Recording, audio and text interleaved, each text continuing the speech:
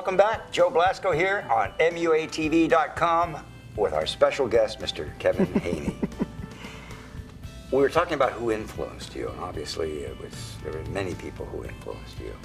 And beyond Dick Smith and Vincent Kehoe, we were beginning to talk about John Chambers. We spoke quite at length about John Chambers. You spoke earlier about George Bow. It seems that so many of us who work or who got started in makeup artistry because of the monsters and prosthetics, these are our mentors. These are the people that were the pioneers that influenced us so greatly. And I know that in the future, that you're going to be one of those people that influences. The people are going to, the young makeup people are going to say, well, I'm here because of KevinHaney, you know? We'll see. And I think that's definitely a great legacy, you know, for you. You've done so many wonderful things and so many more things to come. Let me ask you a question. Kevin C.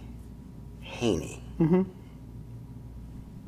C-H-A-N-E-Y. Believe me, it's not lost for me, but I don't play it up. Yeah, it could be Cheney. Yeah. Cheney. Now, is the C put in there to make it Cheney, or is the C actual? No, that's my grandfather's first name, Charles. Isn't that great? And wow. I was going to be Charles Haney, which could have been Cheney as well. Yes. But somebody that was named Charles kept blowing his horn to my family saying, Can't do that. They're naming the kid after me. And Mom went like hell. What I'm saying here is that, you know, Lon Chaney. Mm-hmm. So it's, I mean, you're falling right into the footsteps of the man with 1,000 faces here. Definitely. Now, if I can only find out what the Kevin comes from. All right, Kevin, Saturday Night Live. Mm-hmm. Saturday Night Live, you worked quite a bit, what, 3 years, at least 3 years with Saturday Night Live? John Caglione, we were working on Basket Case, and I ended up wanting to do the Wolfen when it was time to actually shoot Basket Case. Frank, I had handed over the monster to Frank, and I went to Dick, who I'd worked with on Altered States, and I said, I've got this problem. I got this film that I was supposed to work on, and I want to go work with Carl Fullerton on Wolfen. Yes. These are names, by the way, that are monumental artists in the field. You know, James Caglione.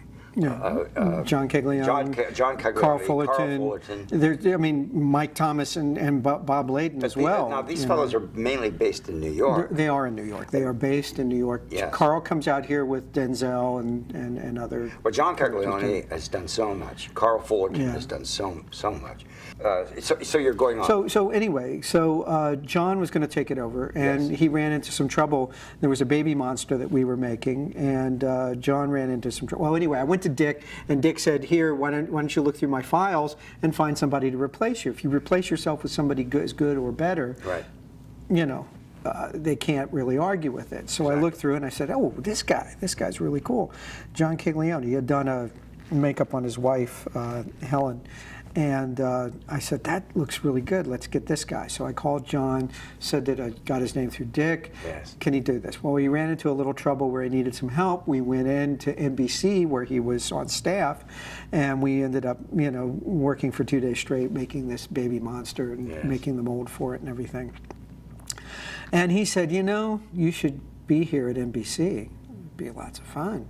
Mm-hmm. You know, Dick worked at NBC, and you know, you need to meet with Sadie Zuzolo, who's the administrator here, and meet Lee Bagan, and who was head of the makeup department at the time, and also Carl Fullerton had just graduated from it, so they were looking for the next apprentice to come in. So John opened the door. Sadie received it, and Dick cinched it. You know, Excellent. It was like with Dick's recommendation, there was no problem. What year was this approximately? 78, 79. 79. It was 79.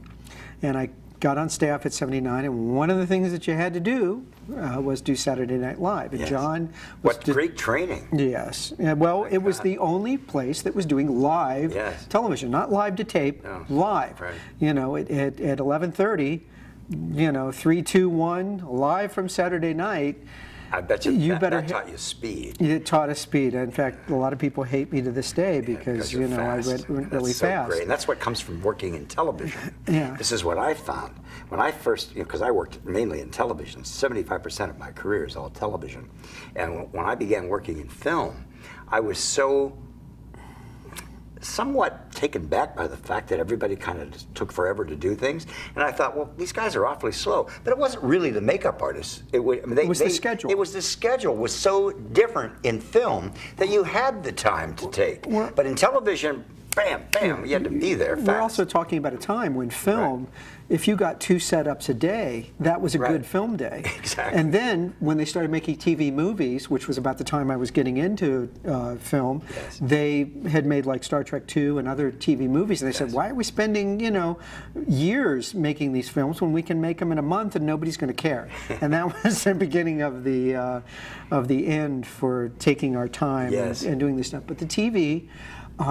Saturday Night Live. Well, NBC in general was a really wonderful experience because that's where I learned my regular makeup artist skills. You had to do corrective makeup, beauty makeup. Yeah, you couldn't just do prosthetics. You had to do beauty makeup, and you made up the ladies on the news and everything. And if you were like a special effects makeup artist, you could be, as you're going over that blinking eyelid on a real person and shading that waddle and whatever, you got to see what real old people looked like when they were made up, and a lot of old people, especially the church programs on that were broadcast on Sunday morning, though they were shot on Thursday or Friday.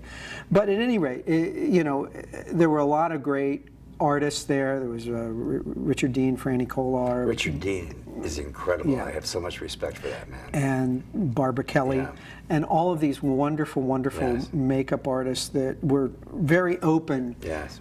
Richard came out of was a professor, and then went into the model and runway world, and then got into TV about the same time that I did, and just did. Everybody wanted to sit in Richard's chair. He was a wonderful, Phenomenal wonderful makeup artist, and taught me a lot. Yes. But one of the things you had to do was you had to do Saturday Night Live, and John was talking to them and working with them. John started off doing Joe Piscopo when they finally. When Joe was part of the group. In fact, the first year I was doing Gilbert Gottfried, and John was doing Joe Piscopo, and then we were using like I had done some Age appliances, and we used those for the first Frank Sinatra and different things. Then John went off to do Quest for Fire, and I inherited the show Saturday Night Live. I did it from '79. In '80, about halfway through '80, I became the makeup department head. I left for Saturday Night Live. For Saturday Night Live. Yes. '84. I mean, Bobby Armstrong did the makeup. Yes. Like she did Gumby. Yes. And the girls. That's Barbara Armstrong. Yes. And then Peter Montagna took over when I left in '84, but I came back for 2 more years to help Peter. That's where I met Martin Short. Was on Saturday Night Live. And the rest is history. And the rest is history. I'll tell you what we're going to do. We're going to stop just for a second. We're going to stop just for one moment. We'll be right back right after this. Don't go away.